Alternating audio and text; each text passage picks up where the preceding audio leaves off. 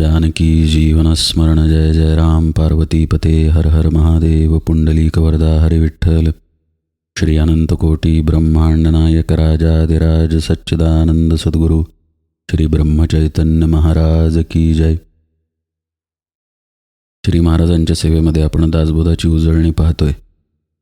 सिद्धलक्षण समासामध्ये समर्थ म्हणतात, आपण एकला ठाईंचा स्वार्थ करावा कोणाचा, दृश्य नसता स्वार्थाचा ठावची नाही. आपण एकच आहोत या अनुभूतीमध्ये आहे बरं का सिद्ध. तर तो स्वार्थ कोणाचा करणार? स्वार्थासाठी पण द्वैत पाहिजे. आपण लक्षात घेऊया, द्वैताला धरून जे जे दोष आहेत ते कुठलेही सिद्धापाशी नाहीत. हेच समर्थांनी वेगवेगळ्या ओव्यांमधून मांडलेलं आहे. तो दोष घालवायचा साधकांना अभ्यास करायचा आहे. त्या अभ्यासामध्ये जो साधक आहे त्यालाही लक्षणं समाधान देतात असं समर्थांचं म्हणणं आहे. आपण कायम लक्षात ठेवूया की ही लक्षणं साधकाला सांगितली आहेत साधकाच्या समाधानासाठी. समर्थ म्हणतात, दृश्य नसता स्वार्थाचा ठावची नाही. आता पहा बरं का, आपण नोकरीवरती असू किंवा आपण आपला धंदा करत असू किंवा आपण काहीही न करता नुसत्या घरातल्या गृहिणी असू किंवा घरात बसलेली असू, अगदी लहान मूल असू, तरीही आपल्यापाशी स्वार्थ आहे. पहा, दोन भावंड असतील, अगदी लहान आहेत, पण एकापेक्षा दुसऱ्याला थोडं मोठं केळं दिलं, थोडं मोठं चॉकलेट दिलं तरी दुसरा नाराज होतो, लगेच रडायला लागतो. स्वार्थाचं मूळ अगदी खोल आहे. देहबुद्धीमध्येच स्वार्थ आहे हे अगदी उघड आहे. पण स्वार्थाला आपण थोडं साधकाच्या दृष्टीनं बघूया. आता आपण कोणतीही गोष्ट करतो ती सुखासाठी, समाधानासाठी, आनंदासाठीच करतो. पहा, ती दोन लहान मुलं भांडत आहेत कारण एका मुलाला मोठं चॉकलेट दिलं. आता लहान मुलाला मोठं चॉकलेट कशासाठी हवं आहे? दुःखासाठी का असमाधानासाठी? सुखासाठीच हवं आहे. तसंच आपल्याला पुष्कळ पैसा हवा आहे, पुष्कळ वस्तू हव्या आहेत, अगदी शांत झोप हवी आहे. कशासाठी? सुखासाठीच हवी आहे. आपली प्रत्येक धाव आनंदासाठी, सुखासाठी असते. कुणीही दुःख मिळावं म्हणून प्रयत्न करत नाही.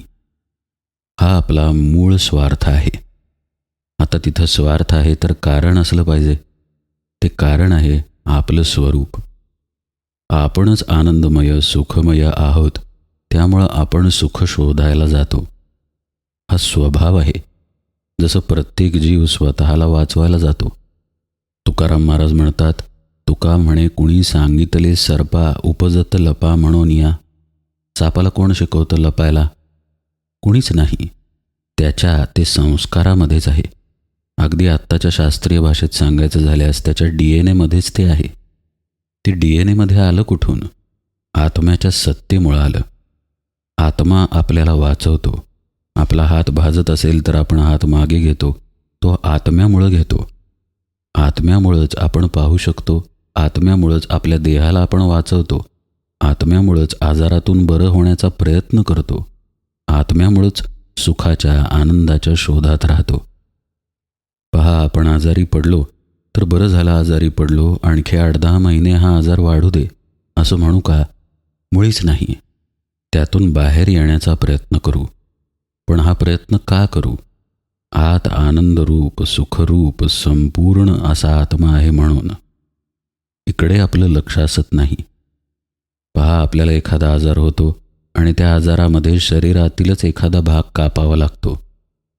शरीराला आपण मी समजलंय ना, पण त्यावेळी तो मनुष्य डॉक्टरांना म्हणतो, कापायला लागलं तरी चालेल, कापून टाका, पण मला वाचवा. आता याच्या पुढे जाऊन ज्यावेळी अगदी मरणासन्न स्थिती येते, देह गलित गात्र झालेला आहे, रोगांनी व्यापलेला आहे, आता त्या व्यक्तीला असं वाटतं की यातून कधी माझी सुटका होईल. तो देवाला तर प्रार्थना करतोच, पण कुणी भेटायला आलं तर त्यांनाही म्हणतो, जरा माझ्यासाठी देवाकडं प्रार्थना करा की मी लवकर सुटावं. सुटावं म्हणजे आता त्या परिस्थितीत त्याचा आजार बरा व्हावा असं त्याला वाटत नाही. लवकर मरण यावं असं त्याला वाटत असतं. म्हणजे हा देह पडू दे असंच तो म्हणतो ना. मी सुखी होईन हा देह पडला तर. हा भाव कुठून आला? मूळ स्वार्थामधूनच आला. इथं तो हे कबूलच करतो की हा देह म्हणजे मी नाही. एकदाचा हा पडला म्हणजे मी सुटलो, ही भाषा त्यामुळेच येते. म्हणजे आपला खरा स्वार्थ आपल्या आत्म्यापाशीच लपलेला आहे. आता हा स्वार्थ सद्गुरू निर्देशित करतात. स्वार्थ शब्दाची फोड होईल स्वचा अर्थ. हा स्वचा अर्थ सद्गुरू सांगतात की पहा, तुझी धाव जी आहे ती समाधानासाठी, आनंदासाठी आहे. त्याचं मूळ कारण तुझं स्वरूप समाधानमय, आनंदमय असं आहे. आता प्रश्न पडतो, जर आपण तृप्तच आहोत तर आपण तृप्तीसाठी धावतो का? मग तिथे देहबुद्धी येते. देहबुद्धी आहे म्हणून आपण बाहेर धावतो. असं पहा, आपल्या जवळच भरपूर सोनं लपलेलं आहे, पण आपल्याला माहीत नाही. आपल्याला असं वाटलं की सोनं बाहेर आहे, तर ते आपण बाहेर शोधायला जाणार ना. तिथं कुणीतरी सांगावं लागतं की अरे तुझ्या घरातच सोनं आहे, तुझ्यापाशीच आहे, तर आपली धाव थांबेल. ती एका आजीची गोष्ट सांगितली जाते पहा. त्या आजीची सुई हरवली. आजीनं एक दिवा घेतला आणि रस्त्यावरती सुई शोधायला लागली. लोक जमा झाले. म्हणाले, आजीबाई काय शोधताय? आजी म्हणाली, अरे माझी सुई हरवली आहे. लोकांनी विचारलं, सुई कुठे हरवली आहे? आजी म्हणाली, घरात हरवली आहे. मग लोक म्हणाले, अहो आजीबाई घरात शोधा ना. तर आजीबाई म्हणाल्या, घरात अंधार आहे. अशी आपली गत झालेली आहे. म्हणजेच आपण ज्या समाधानाचा, आनंदाचा शोध सतत घेत आहे त्याचा साठा आपल्याच पाशी आहे. आपल्या पाशी हा शब्दसुद्धा चुकीचा. आपणच तो साठा आहोत. पण आता तिकडं लक्ष नाही ना. तिकडं आपण उजेड पाडलेला नाही, म्हणजे तिकडे पाहत नाही, अगदी ढुंकूनही बघत नाही, अशी आपली गत. तर मग काय होणार? प्रत्येक वेळी आपण बाहेर शोधत राहणार आणि मग बाहेर स्वार्थ पूर्ण करायला जाणार. व्यवहारातील कुठल्याही स्वार्थाचं उदाहरण पहा. त्याच्यामागे सुखाचा, आनंदाचा, समाधानाचाच शोध आहे. कुठलंही वर्तन पहा, त्याच्यामागेही हाच शोध आहे.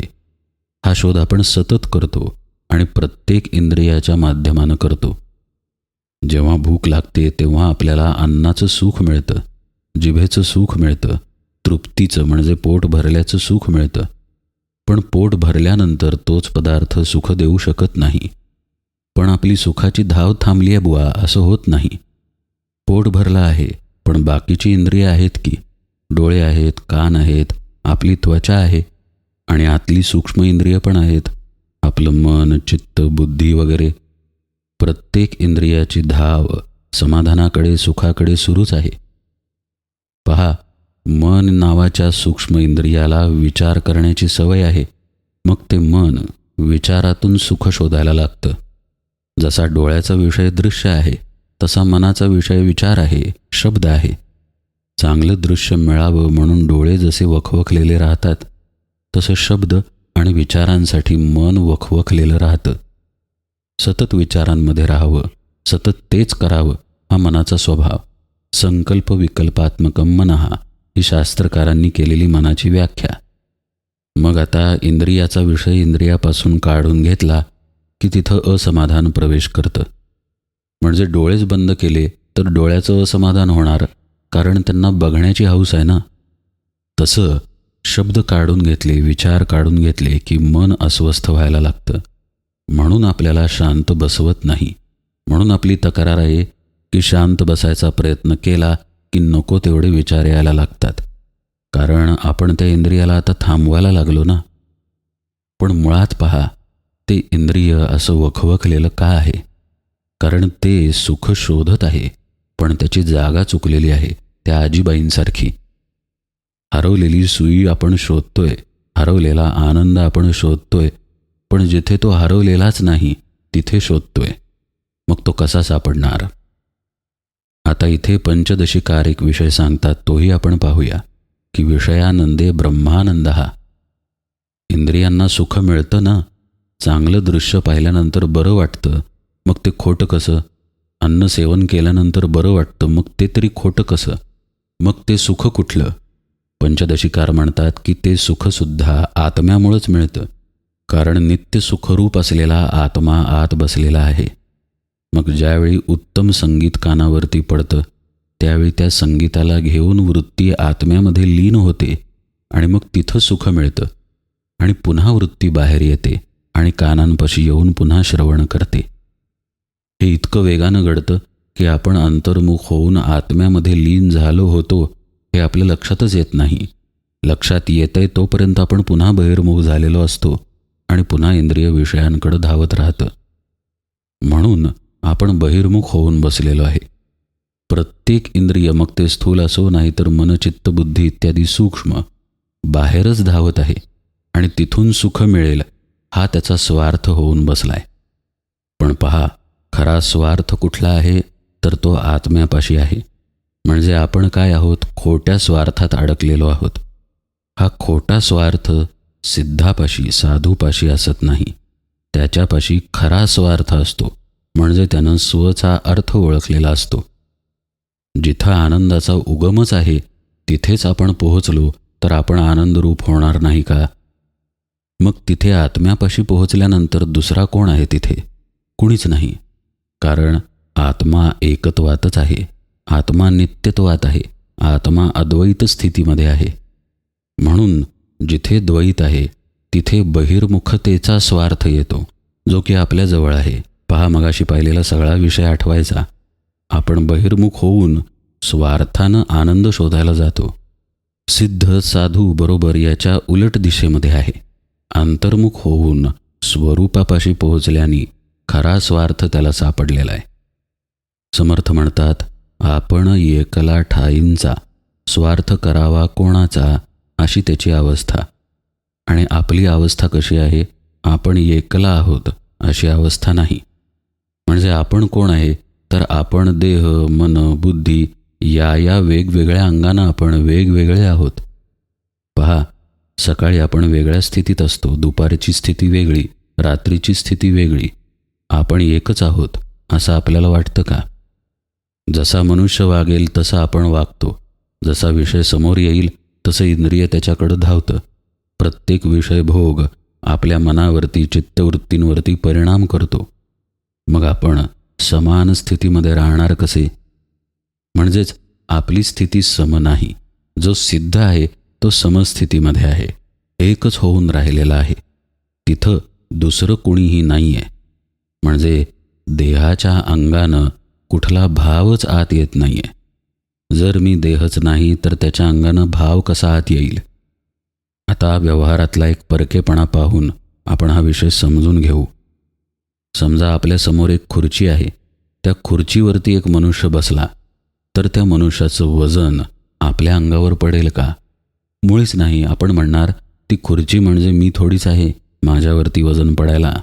ती व्यक्ती माझ्यावर थोडीच बसली आहे. हे इतक्या सहजपणे आपण म्हणू आणि कबूल करू, तितक्या सहजपणे आपल्या स्थितीचं, आपल्या देहबुद्धीचं आपल्याला करता येत नाही. अहो, देह आपण नाहीच ना. मग देहावरती कुठल्याही विषयाचं वजन पडलं तरी आपल्यावर थोडीच पडलं. आपण बदलणारच नाही. हे ज्याला साध्य झालेलं असतं, जो आत्मस्थितीमध्ये स्थिर झालेला असतो, तो आपण एकला ठाईंचा असा होऊन राहतो. मग तिथे देहाच्या अंगानं असलेला, म्हणजेच मगाशी पाहिलं त्याप्रमाणे द्वैताच्या अंगानं असलेला कोणताही स्वार्थ असत नाही. कारण तिथं स्वार्थ करण्यासाठी बहिर्मुखताच नाही. कोणाचा स्वार्थ करायचा असा समर्थ प्रश्न करतात. स्वार्थ करावा कोणाचा? दृश्य नसता स्वार्थाचा ठावची नाही. बहिर्मुखताच नाही. त्यामुळं दृश्यामध्ये ती व्यक्ती आसक्त नाही. लक्षात घ्या बरं का. पुन्हा श्री महाराज सुद्धा जेवायला बसतील, त्यांना तिखट आमटी आवडायची किंवा त्यांना पिठलं आवडायचं, घट्ट दही आवडायचं. पण म्हणून ते त्या दृश्यामध्ये आहेत असा अर्थ होत नाही. ते कसे आहेत? आपण एकला ठाईंचा असे होऊन राहिलेले आहेत. त्यामुळं त्यांच्या लेखी परकेपणा नाही आहे. दृश्य जरी समोर आलं तर देह दृश्यामध्ये जाईल, पण ते दृश्यामध्ये जाणार नाहीत. म्हणजे स्वतःला देहापासून वेगळं केलं गेलेलं आहे. म्हणून मग दृश्य नसता अशी स्थिती झालेली आहे. वेगळं केल्यानंतर दृश्य नाहीच ना. जसं श्री महाराज एके ठिकाणी म्हणतात पहा, की देहबुद्धीत जर गेली तर देहाला सुख मिळालं काय, दुःख मिळालं काय, काय फरक पडतो? तसंच आत्मस्थिती जर दृढ झाली तर दृश्य असलं काय आणि दृश्य नसलं काय, दृश्य म्हणजे त्या त्या इंद्रियाचा अनुभव बरं का. डोळ्यांचं दृश्य म्हणजे दिसणारं दृश्य, तर कानांचं दृश्य ऐकू येणारा आवाज. असं वेगवेगळं दृश्य असलं काय नसलं काय, जो आत्मस्थितीमध्ये स्थिर आहे, आपण एकला ठाईंचा होऊन राहिलाय, त्याच्या ठिकाणी मग या दृश्याविषयीचा स्वार्थ येत नाही, असं समर्थ म्हणतात. म्हणजे साधकानं इथं दृश्याचा स्वार्थ टाकण्याचा अभ्यास करायला पाहिजे. या अभ्यासाच्या दिशेचं अगदी साधं उदाहरण म्हणजे किमान समोर आलेलं अन्न जसंच्या तसं खाणं. मीठच कमी आहे, तिखटच जास्त आहे, आळणीच आहे, अशी तक्रार न करणं. समाधानात राहण्याचा अभ्यास करणं. श्री महाराजांचं अगदी साधं सोपं पण अभ्यास करायला कठीण असं वाक्य. राम करता या भावामध्ये राहून समाधानानं प्रपंचात राहावं. किंवा एके ठिकाणी ते म्हणतात, भगवंताच्या नामात रंगून प्रपंचात समाधानानं राहावं. असं श्री महाराज म्हणतात तेव्हा ते एका प्रकारे साधकाला स्वार्थ टाकायला शिकवतात. पहा, जसं आहे तसं राहण्यामध्ये आपला स्वार्थ, आपली मते, आपले समज, आपल्या बुद्धीचा अभिमान सगळं बाजूला ठेवावं लागतं आणि हे अभ्यासानं साधकाला जमवावं लागतं. जमवलं तर निश्चित जमतं. नाहीतर पहा, जगामध्ये महिन्याला 5 लाख रुपये मिळाले तर समाधान आहे, अशी समाधानाची रेषा ठरलेली नाही. 5 लाख ज्याला महिन्याला मिळतात त्यालाही वाटतं 7-8 मिळाले तर बरं होईल. 15-20 लाख ज्याला महिन्याला मिळतात त्यालाही वाटतं की आणि 2-4 लाख मिळाले तर बरं होईल. आपण सगळेच प्रत्येक इंद्रियांच्या करवी भीक मागत आहोत. ही भीक मागणं आपण थांबवलं पाहिजे आणि समाधानामध्ये यायला शिकलं पाहिजे.